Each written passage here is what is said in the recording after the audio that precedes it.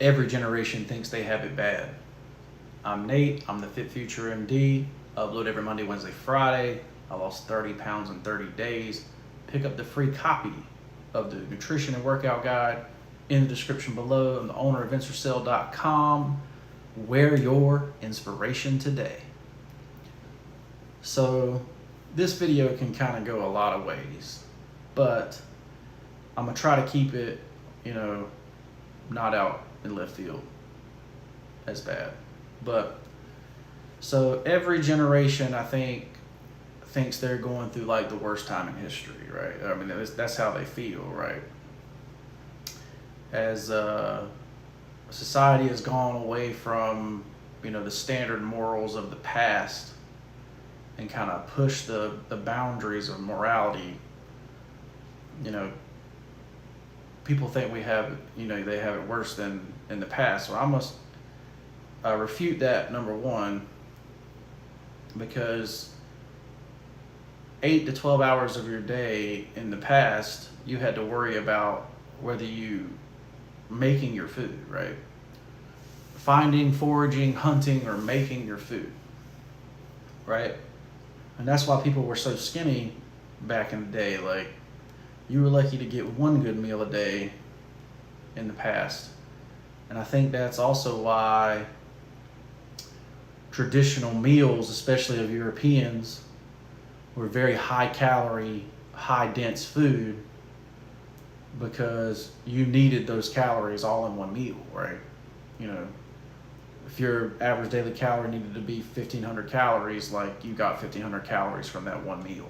And you basically had like little snacks the rest of the time, right? So just going from that to now, most people don't even know how to grow food. Wouldn't have any clue, right? A lot of people, I'd say a lot of people don't know how to hunt. They don't know how to track. The stuff you needed every day for survival in the past, people don't even know about anymore, right? So that could be scary, but that's also like, undeniable proof that we have it better today than they did in the past, right? Now, when people say that, they're really talking about like what the dollar is worth, right? And the truth is, I don't know what year it started, right? But I know from the Song of the South, right? Sweet potato pie, shut my mouth. I don't know if you've ever heard that, but basically they started talking about, washing machines, Chevrolets, and stuff like that. Basically things that were expensive but made your life easier, but you needed to make money, or if you didn't have enough money, they would give you debt on those items, right? And it got to be a keep up with the Joneses, and it still is a keep up with the Joneses type deal, where you see your neighbor have something, you want it too, and you're willing to go into debt or go outside of your means to get there, right? So what can we do now, right? So, like, for instance, my generation, we had the rise in student loans, right? Previous generations had gone and got their degree and 10x their salaries compared to normal people, and then the debt didn't matter because their incomes were so high. Well, in our generation, so many people found that out and ran to college. Now they're still running to college, slightly less, but still running to college. Student loans are through the roof, right? And that's our burden or our hurdle to jump over, right? So instead of buying houses, washing machines, cars, we're stuck with student loans, right? Which is the worst debt out there, by the way, second to credit cards, or second is credit cards. But so, what do you do, right? And you actually see a push back into the trades because as more and more people went to college, nobody wanted to do the trades. Now the trades are actually worth more than the desk work was, you know, the manager type deal that working for a corporation. It's actually worth just as much or more, and it only requires certificates. So, you know, you're seeing that shift, right? The market shifts, basically. The market takes care of it. But there's a few things that I wanted to talk about in this video, like how do we guarantee that this generation, the one coming up, is better off than we were, right? Well, number one thing we advised the next generation was don't get student loans ever, right? And if you get debt, pay it off as fast as possible, right? So if that means you get second job, third job, whatever it takes, you sell all your stuff, get out of debt as fast as possible. You can't discharge credit cards in bankruptcy. You can't discharge student loans. Like, that means they got to go. If it's good for a lender, that means it's bad for you, right? So that's like number one. But then it kind of changes you to say, like, well, you know, well, what do I do if I want to go to school? Like, well, you got to find a school where you can cash flow it, right? So you want to be a nurse, you start out as an RN, 2-year nurse. It's super hard to get in, but if you work hard, you can do it if that's what you want, right?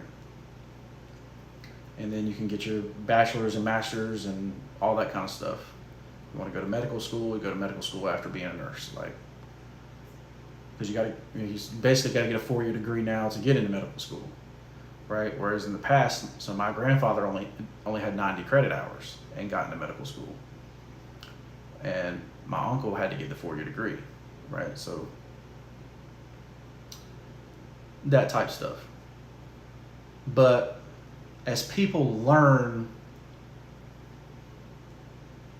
so when people talk about this, like that this generation's having it worse, they're really trying to say the wage gap is so much bigger, right? There's people that are really, really rich, and there's people that are really, really poor. Debt is the reason that most people are really, really poor, right? They get caught up in keeping up with the Joneses or whatever, and they end up losing in the down cycle, and they don't recover. They give up or can't discharge stuff, whatever.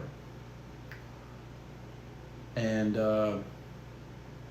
politicians definitely send a lot of manufacturing jobs that most people would have had, you know, that are in the middle, right? So what do we do? What do we learn for this? Like I said, number one, stay out of debt. If you're in debt, get out of debt as fast as possible. So then what we have to do after we get out of debt is we have to become either a business owner, or we have to invest in people that we believe in, or companies that we believe in, right?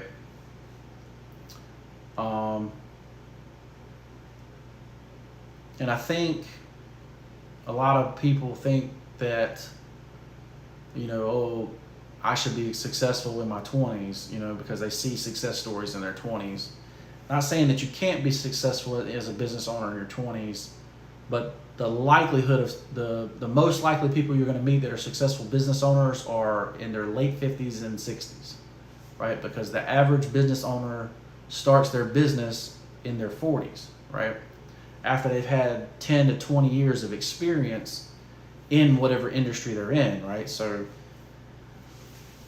you know, a person might have been a bartender and moved up to manager, you know, in a restaurant before they opened up their restaurant, right? Or they might have been, you know, working somewhere, and then they opened up that business where they were working, or something they were interested in, whatever, right? Something they were good at. So what does that mean? That means you basically work diligently in a career and you learn everything you can about that career. So if you're in sales, you learn everything you can about sales. You want to be the best salesperson you can absolutely be. So when you go out on your own selling a product, there's literally no way you can't be successful, right? Because you literally know everything about sales and how to sell the product. So, you basically invest your time into skills that are going to help you be successful in your business, right? So, I basically went to college in the social media startup, right? So we were basically just trying to figure out, how to do successful advertising on social media. Well, that's what I use for my company, and, that's why the company's successful. But so you just got to invest that free time into getting those skills to make you successful when you start your business, right? So like I was saying in my previous video, it's a lot better to start off your business with a $370,000 pot that gets you $40,000 a year, basically replacing your salary, so that you can start your business. You're in a lot better position to start one. Most franchises, you have to have between $300,000 and $500,000 to start the franchise anyway, right? To take that risk. So, that puts you sitting there 40 years old taking that risk, right? For most people. Some people, they'll start a business from scratch, but it's a lot easier to start one that's already there. You can. So, like I say, every generation thinks they've had it worse. Basically you have it worse because of debt. Every time that if you're in that camp that we're having it way worse than the previous generation, it's because of debt. So stay out of debt as much as possible, right? I'm Nate. I'm the FitFutureMD. Hopefully you found this helpful. If you have any questions, leave them in the comments below. Shop at Ensorsale.com. Wear your inspiration today, and we'll see you in the next one. Peace.